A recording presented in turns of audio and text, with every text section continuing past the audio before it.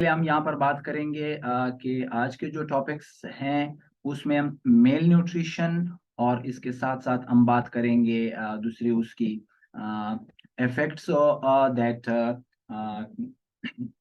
effects of malnutrition, factor that contribute to famine, और इसके साथ साथ डाइजेस्टिव सिस्टम पर थोड़ा बहुत नजर डालेंगे। डाइजेस्टिव सिस्टम एक बहुत ही वेस्ट और बहुत ही लेंथी और ब्रॉड टॉपिक है, स्पेशली ह्यूमन का मेन का।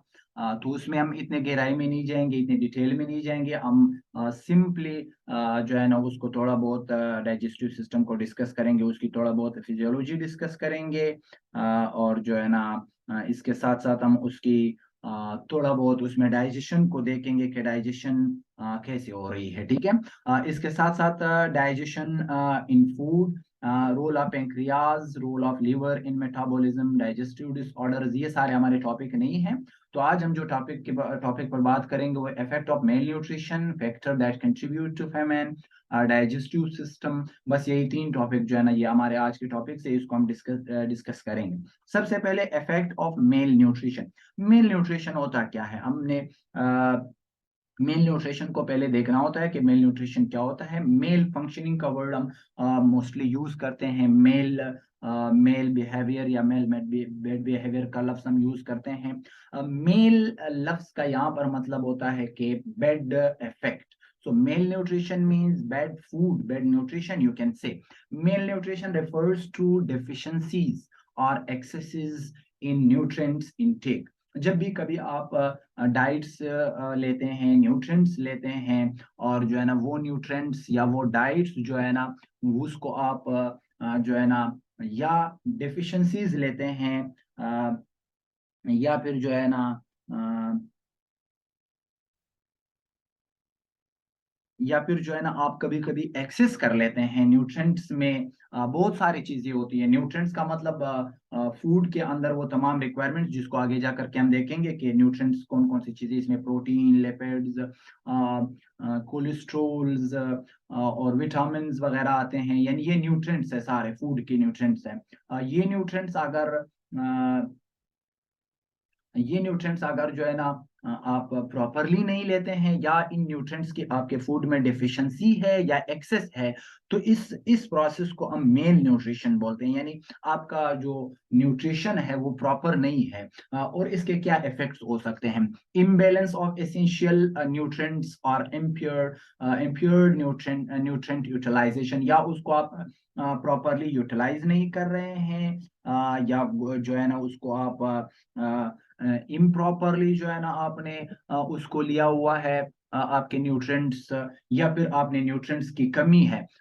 कभी हम ज्यादातर गोश्त खाते हैं तो उसमें कुछ विटामिन, कुछ न्यूट्रिएंट्स आ रहे होते हैं, लेकिन फिर उसमें बाकी न्यूट्रिएंट्स नहीं होते हैं। कभी कभार हम ज्यादा देर तक, 1 हफ्ते 2 हफ्ते तक हम फैटी सब्सटेंसेस खाते हैं, जिसमें फिर हमारे पास विटामिन वगैरह की थोड़ा बहुत कमी हो जाती है। इसको इम्बैलेंस डाइट बोलते हैं। तो हर चीज की अपनी एक कंसंट्रेशन होनी चाहिए, अपनी एक क्वांटिटी होनी चाहिए। फैट्स, न्यूट्रिएंट्स वगैरह सबकी क्वांटिटी होनी चाहिए, जिस जो कि बैलेंस डाइट जिसको हम बोलते हैं। तो मेल न्यूट्रिशन की डेफिनेशन आप यही कर सकते हैं कि जब कभी आप जो है ना डिफिशिएंसी में कुछ न्यूट्रिएंट्स लेते हैं, या कुछ न्यूट्रिएंट्स आप एक्सेस में लेते हैं, या फिर इम्बैलेंस जो एसेंशियल न्यूट्रिएंट्स होते हैं उनको आप प्रॉपरली नहीं लेते, या फिर कभी कभार आप बैलेंस डाइट लेते हैं लेकिन उनकी यूटिलाइजेशन सही नहीं हो रही बॉडी में, उसकी अब्जॉर्प्शन या उसकी डाइजेशन सही नहीं हो रही है। ये सारे मेल न्यूट्रिशन के कैटेगरीज में आते हैं। Malnutrition refers to deficiencies और excess in the nutrients intake, imbalance of essential nutrients और इम्प्योर न्यूट्रिएंट यूटिलाइजेशन। ये सारे जो है ना आपके मेल न्यूट्रिशन में आते हैं। अच्छा, इफेक्ट्स ऑफ मेल न्यूट्रिशन जो हमारा टॉपिक है कि मेल न्यूट्रिशन के इफेक्ट्स क्या हो सकते हैं, क्या किस किस चीज को अफेक्ट करता है। Various effects which are below. The very first one is starvation. Starvation मतलब कैद साली, जिसे उर्दू में हम बोलते हैं। यानी कैद साली मतलब खुराक की कमी। इसको हम आगे भी डिस्कस करेंगे। स्टारवेशन के लिए हम एक और टर्मिनोलॉजी भी यूज करते हैं। हार्ट डिजीज हो सकते हैं मेल न्यूट्रिशन से, यानी कभी आप एक्सेस अमाउंट में फैटी सब्सटेंसेस खाते हैं, या लिपिड्स ज्यादा खाते हैं आपके न्यूट्रिएंट्स में, यानी एक्सेस कैटेगरी में आते हैं। फिर इससे हार्ट डिजीज हो सकते हैं, इसी पे भी हम बात करेंगे। कॉन्स्टिपेशन होता है, कॉन्स्टिपेशन जिसमें रिमूवल ऑफ सॉलिड वेस्ट, यानी जिसे हम फीसिस भी बोलते हैं साइंटिफिक टर्मिनोलॉजीज में, उसका निकलना, उसका एक्सक्रीट करना, उसका एलिमिनेट करना थोड़ा बहुत डिफिकल्ट हो जाता है because of lake of diet fibres. Okay, diet fibre फिर आगे हम इसको भी डिस्कस करेंगे। देखते हैं कि डाइट फाइबर यानी सेलुलोज वगैरह, आप वेजिटेबल्स वगैरह आप कभी कभार नहीं खाते हैं, जिसकी वजह से एक्सक्रीशन ऑफ सॉलिड फेसिस या सॉलिड वेस्ट का जो है ना वो थोड़ा बहुत डिफिकल्ट हो जाता है, जिसको हम कॉन्स्टिपेशन बोलते हैं। और एज वेल एज ओबेसिटी, यानी मोटापा जो है, यानी जो मोटापा होता है, ओबेसिटी होता है, फेट्स बॉडी में चर्बी जमा हो जाती है, बंदा मोटा हो जाता है, इसको ओबेसिटी बोलते हैं। ये सारे इफेक्ट्स है मेल न्यूट्रिशन के, ठीक है। अब मेल न्यूट्रिशन के जो इफेक्ट्स हैं, इसको हम यही को वन बाय वन हम डिस्कस करेंगे। पहले स्टारवेशन को डिस्कस करेंगे, फिर हार्ट डिजीज है, कॉन्स्टिपेशन है, ओबेसिटी है, ठीक है। तो सबसे पहले हम स्टारवेशन की बात करते हैं। ये डायग्राम पे आप लोग देख सकते हैं कि ये जो बच्चों के डायग्राम शो किए हैं, ये बिल्कुल अनहेल्दी हैं। बिल्कुल उनके मसल्स बिल्कुल नहीं, उनके बोन बिल्कुल नजर आ रहे हैं, ठीक है। तो ये स्टारवेशन का इफेक्ट है, आप एक किस्म का आप कह सकते हैं, ठीक है। अच्छा, फिर हम आते हैं सफरिंग और death caused bye lake of food, ठीक है। स्टारवेशन मैंने पहले भी बताया कि लेक ऑफ फूड यानी खुराक की कमी को बोलते हैं। दिस स्टारवेशन, सफरिंग और death caused bye lake of food, यानी जब खुराक कम होती है तो बहुत सारे डेथ भी हो जाते हैं। A severe deficiency food for a long period of time is known as starvation. जब किसी रीजन में, किसी मुल्क में या किसी इलाके में सिवियर डिफिशियंसी हो, बहुत शदीद डिफिशियंसी हो फूड की, यानी फूड की कमी हो, एक लॉन्ग पीरियड टाइम के लिए जब खुराक नहीं मिलती हो किसी इलाके में लोगों को या ऑर्गेनिजम्स को, लिविंग ऑर्गेनिजम्स को या ह्यूमन बीइंग को, इस सिवियर डिफिशियंसी जो कि लॉन्ग पीरियड ऑफ टाइम के लिए होता है, इसको हम स्टारवेशन यानी कैद साली जिसे उर्दू में हम बोलते हैं वो कहते हैं। It is the most extreme form of the mail nutrition. यही मेल न्यूट्रिशन की जो डिफिशियंसी है, ये स्टारवेशन, यही इसके एक मोस्ट एक्सट्रीम लेवल है। यानी एक्सेस अमाउंट से फिर भी इतने ज्यादा मेल न्यूट्रिशन नहीं होता है जितने के स्टारवेशन यानी deficiency of severe deficiency of food से होता है, ठीक है। इसके बारे में हम बात करेंगे कि ह्यूमन बीइंग पर क्या इफेक्ट करते हैं, क्या इफेक्ट्स होंगे। In humans prolonged starvation can cause permanently organ damage, eventually death, ठीक है। तो ह्यूमंस में अगर हम देख ले, ह्यूमन बीइंग में लॉन्ग पीरियड ऑफ टाइम के लिए अगर स्टारवेशन है, लेक ऑफ फूड है, डेफिशिएंसी ऑफ फूड है, तो ये दो काज कर सकते हैं। एक परमानेंट ऑर्गन डैमेज, यानी कोई भी ऑर्गन जो है ना वो आपका डैमेज हो सकता है परमानेंटली, और उसके बाद जो है ना हम एक जो है ना फिर एवेंचुअली कभी कभार डायरेक्टली डेथ भी हो जाता है, ठीक है। अच्छा, काफी लोगों ने हमें ज्वाइन किया हुआ है माशाल्लाह से, एक बार नजर डालते हैं वहां पर किस किस ने हमें ज्वाइन किया है अभी तक। हम यहाँ पर हमें ज्वाइन किया है मोहम्मद इसाक ने, आमिना उमर ने, दानिश ने, फुरकान खान ने, शाहजेब ने। Welcome to all of you, आप सबको इस खूबसूरत से सेशन में खुश आमदीद कहूँगा। आप लोगों के प्यार, आप लोगों के लाइक्स मिलते रहे हैं तो हमारी एनर्जी और भी बढ़ती रहेगी इंशाल्लाह। आप लोगों तक आप लोगों की चॉइस, आप लोगों के रिक्वायरमेंट्स के जो टॉपिक्स हैं वो हम इंशाल्लाह एक्सप्लेन करते जाएंगे, डिलीवर करते जाएंगे। चलिए आगे चलते हैं, बात करते हैं इसकी। ये जो हमारे पास है कि इसकी मेन उस पर क्या असर पड़ते हैं, ठीक है। अच्छा,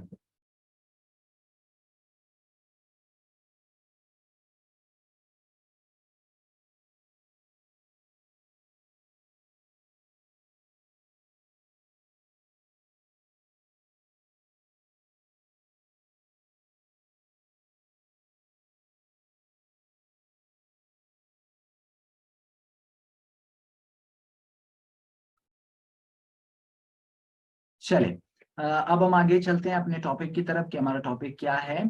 और जो है ना सिम्टम्स क्या हो सकते हैं स्टारवेशन के? अगर किसी इलाके में प्रोलॉन्ग टाइम के लिए, लॉन्ग पीरियड ऑफ टाइम के लिए फूड नहीं है, डिफिशिएंसी है फूड की, तो उसके क्या सिम्टम्स ह्यूमन बीइंग पर हो सकते हैं? वो यही है कि ईयर लॉस होगा, यानी बाल बाल वगैरह जो है ना वो गिरते जाते हैं, बाल बिल्कुल नहीं होंगे बॉडी पर, सर पर। पुअर हेल्थ होगा, वहाँ के लोग जो है ना, वहाँ के बच्चे या फिर जो वहाँ के वुमन जो है, फीमेल जो है, वो पुअर हेल्थी होंगे, हेल्थ बहुत कम होगा। डिहाइड्रेशन होगा, बॉडी में पानी की कमी होगी। और एनोरिया जो कि एक बहुत ही खतरनाक डिजीज है, जो कि एक बहुत ही खतरनाक कंडीशन है, जो कि स्टारवेशन की वजह से काज होती है। Anuria, failure of the kidneys to produce urine. देखिए यहाँ पे आप लोगों के पास एक पॉइंट ये भी आता है कि किडनी का जो मेन फंक्शन है वो है फॉर्मेशन ऑफ यूरिन, यानी किडनी फॉर्मेशन ऑफ यूरिन करता है, यूरिन को बनाता है, और फिर यूरिन को एक्सक्रेटरी सिस्टम के जरिए, यानी यूरिनरी ब्लैडर और यूरिथ्रा वगैरह के जरिए उसको एक्सक्रीट करता है बॉडी से। अब यूरिन को क्यों एक्सक्रीट करते हैं? क्योंकि यूरिन में अमोनिया होता है, यूरिक एसिड्स होते हैं, इसमें आयंस होते हैं, बहुत सारे केमिकल्स होते हैं, रेडिकल्स होते हैं, इनका रिमूवल करना, इनका एलिमिनेशन जरूरी होता है। तो जो कि यूनोरिया का कंडीशन कर लेता है, किडनीज फेल हो जाते हैं, क्योंकि किडनीज को स्टारवेशन यानी पानी की प्रॉपर सप्लाई नहीं होती है, जिसकी वजह से ये फेल हो जाता है। ठीक है, अब हार्ट डिजीज पर बात करते हैं। अब हम बात कर रहे हैं कि ये जो हमारे पास इफेक्ट ऑफ मेल न्यूट्रिशन है, जिसमें पहला हमने स्टारवेशन की बात की, दूसरा जो है ना हार्ट डिजीज की बात कर रहे हैं। इम्बेलेंस डाइट जब हम खाते हैं, या एक्सेस है या डिफिशियंसीज है, जिसको हम मेल न्यूट्रिशन बोलते हैं, उससे हार्ट डिजीज हो सकते हैं।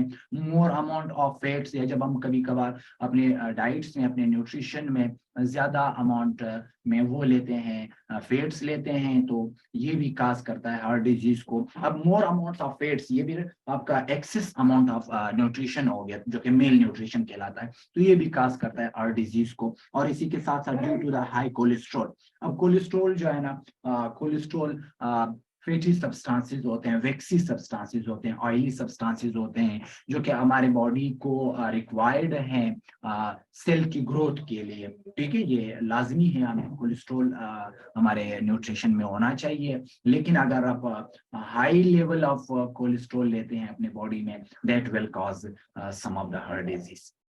चलिए नेक्स्ट आते हैं कॉन्स्टिपेशन की तरफ। कॉन्स्टिपेशन क्या है? कॉन्स्टिपेशन मैंने पहले भी बताया, डायग्राम को आप देख करके आप बखूबी समझ सकते हैं।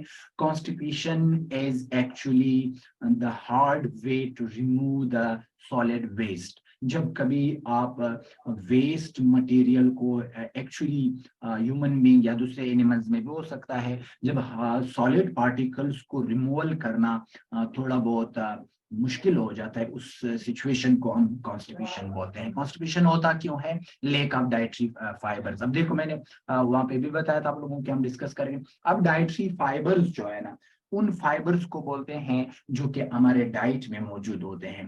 अब अगर हम प्लांट्स पर देख लें, प्लांट्स के अंदर जो वेजिटेटिव पोर्शंस है, जो वेजिटेबल्स हम खाते हैं, या फिर समटाइम्स सम फ्रूट्स जो हम खाते हैं, they are having some fibers in the form of cellulose and other forms। तो वो सेलुलर फाइबर्स या वो जो दूसरे फॉर्म में फाइबर्स वेजिटेबल्स या फ्रूट्स या प्लांट्स के उसमें मौजूद होते हैं, उन फाइबर्स को, जो कि हमारे डाइट का हिस्सा होते हैं, उनको हम डाइटरी फाइबर्स बोलते हैं। और ये डाइटरी फाइबर्स करते क्या है? इन डाइटरी फाइबर्स का ये है कि ये आपके डाइजेस्टिव सिस्टम में आपके वाटर को ज्यादातर ऑब्जॉर्ब होने नहीं देते हैं, जो कि बॉडी में चले जाते हैं। कॉन्स्टिपेशन उस वक्त होता है जब आपके डाइजेस्टिव ट्रैक्ट में, स्मॉल इंटेस्टाइन या लार्ज इंटेस्टाइन में वाटर ज्यादा ऑब्जॉर्ब हो जाते हैं बॉडी में, तो वो जो लार्ज इंटेस्टाइन या स्मॉल इंटेस्टाइन के अंदर या रेक्टम के अंदर, जो कि आगे हम डिस्कस करेंगे ये सारे फिजियोलॉजी डाइजेस्टिव सिस्टम का, वहां पे जब ये पानी ऑब्जॉर्ब हो जाता है, तो वो जो वेस्ट मटेरियल है वो सॉलिड हो जाते हैं, तो उनका रिमूवल जो है ना, इलास्टिसिटी कम हो जाती है। इसी वजह से डाइटरी फाइबर जब वहां पे मौजूद होते हैं, तो डाइटरी फाइबर्स क्या करते हैं? डाइटरी फाइबर जो है ना, वो वाटर को from the digestive canal from the digestive tube, from the digestive tract, उनको अब्सॉर्ब होने नहीं देते हैं, जिसकी वजह से आपके कॉन्स्टिपेशन जो है ना, आपकी फूड जो है ना वो क्या होती है? फूड जो है ना वो प्रॉपरली लिक्विड फॉर्म में होता है और वो आसानी से रिमूव हो सकता है आपकी बॉडी से, ठीक है। तो ये लैक ऑफ डाइटरी फाइबर है, ठीक है। अच्छा, कॉन्स्टिपेशन क्या है? Constipation or irregularity, constipation or irregularity to feel the need of lavatory. जब आप लिवेटरी को रेगुलर अटेंड करते हैं, जो कि प्रॉपर आपके डेली रूटीन में नहीं आता है, उस कंडीशन को कॉन्स्टिपेशन बोलते हैं। So constipation is or irregularity is a condition of the digestive system where a person or animal, हम सिर्फ एनिमल की बात नहीं करते हैं। ये हमारे पास कुछ कैंडिडेट्स आना चाह रहे हैं, लेकिन ये इनकी क्या मसला है, चलिए हम देखते हैं। मैमुना का है और मदिया का है, लेट देम जॉइन अस। बाकी सबको आवाज आ रही मेरी क्लियर? अगर कोई मसला है तो मुझे इनबॉक्स में बता दें। Is there any problem in voice और इट इज ओके? ओके, चलिए हम बात करते हैं, आगे जाते हैं हम अपने नेक्स्ट जो है ना हमारे पास। तो हम बात कर रहे थे कि कॉन्स्टिपेशन और irregularity is condition of the digestive system where a person or animal experiences hard feces। feces जो वेस्ट प्रोडक्ट हैं सॉलिड फॉर्म में, जो कि रेक्टम और एनस के जरिए एक्सक्रीट करते हैं एनिमल्स, उनको हम feces बोलते हैं। इससे एक ऑर्गेनिज्म जब गुजरता है कि वो हार्डली उसको एक्सक्रीट करता है, इस कंडीशन को हम कॉन्स्टिपेशन बोलते हैं। Okay fine, thank you all of you. चलिए नेक्स्ट जो है ना हम बात करेंगे कि constipation is a difficult process to eliminate the waste. जब आप वेस्ट को बहुत ही डिफिकल्टी के साथ एलिमिनेट करते हैं, I am not talking only about you people as well as the other animals and human being, when they face difficulties in elimination, in excretion, in removal of waste solid, that process is known as constipation, ठीक है। तो constipation भी जो है ना वो आपके mail nutrition की वजह से होते हैं, लेक ऑफ डाइटरी फाइबर्स होते हैं, ठीक है। एक्सट्रीमली पेनफुल होता है और सीवर केसेस में जो है ना कैन कॉज, सीवर केसेस में ये कॉज कर सकता है, क्या चीज कॉज कर सकता है? Opposite form of, yes obviously ये अपोजिट फॉर्म होता है। जब प्रॉपरली आपकी रिमूवल हो रहा होता है, तो जो है ना प्रॉपरली आप रेगुलर बेसिस पे जो है ना आप लिवेटरी अटेंड करते हैं, तो उसको हम नॉर्मल है। लेकिन कभी कभार डायरिया हो जाता है, तो उसमें बार बार आपके जो वेस्ट प्रोडक्ट हैं या फिर जो फेसिस हैं, उसमें क्या हो जाता है, उसमें पानी जो है ना वो बॉडी अब्सॉर्ब नहीं करता है, वो सारा आपके लार्ज इंटेस्टाइन और स्मॉल इंटेस्टाइन में रह जाता है, जिसकी वजह से जो है ना जो सॉलिड फेसिस हैं या वेस्ट हैं, वो क्या करते हैं, वो जो है ना वो ज्यादा लिक्विड बन जाते हैं, ज्यादा वाटरी बन जाते हैं, जिसका रिमूवल आउट ऑफ कंट्रोल हो जाता है, तो खुद ब खुद रिमूवल होते हैं। तो फिर आपके रेगुलरिटी में टू अटेंड द लेवेटरी एक इरेगुलरिटी आ जाती है, वो उसको हम डायरिया बोलते हैं। जबकि constipation is opposite to process opposite to diarrhoea. Very good. Okay, the same question, okay, the same question, yes, thank you। okay, अब हम आते हैं कि एक्सट्रीमली पेनफुल होता है ये चीज, लेकिन सीवर कंडीशन में जो है ना क्या काज करता है? सीवर कंडीशन में कॉन्स्टिपेशन जो है ना वो काज करता है क्रेम्पिंग, और क्रैम्पिंग मतलब दर्द होता है आपके ओवरऑल पेट में, एब्डोमेन में, जो कि जो है ना क्या होता है आपके डाइजेस्टिव ट्रैक्ट में, स्पेशली लार्ज और स्मॉल इंटेस्टाइन में, और नाउजिया हो जाता है, ठीक है। इसका एक कॉज जो है ना नाउजिया भी होता है। नाउजिया एक ऐसा कंडीशन है जिसमें